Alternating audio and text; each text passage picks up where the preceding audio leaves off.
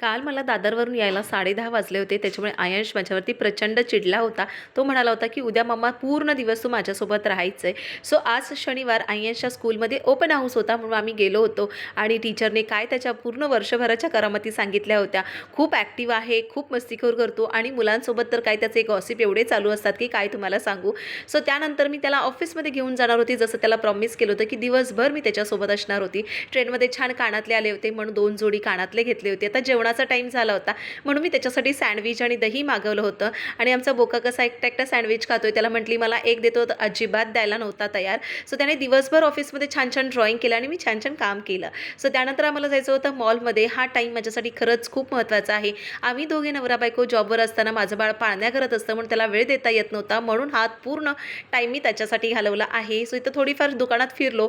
बाटाच्या शोरूममध्ये गेलो होतो पण मला काही मनासारखं मिळत नव्हतं. त्यानंतर वन स्टॉप हे आहे तिथे आम्ही गेलो होतो ना, खूप खूप छान छान भांडी आणि युनिक भांडी होती. मला प्रचंड आवडत होती. पण आम्ही काही फक्त विंडो शॉपिंग करणार होतो. त्यानंतर आम्ही इथे लायब्ररीमध्ये गेलो होतो. तिथे पण 2-3 पुस्तकं बघितली. पण त्या पुस्तकांचे भाव तर 1200-1300 बापरे!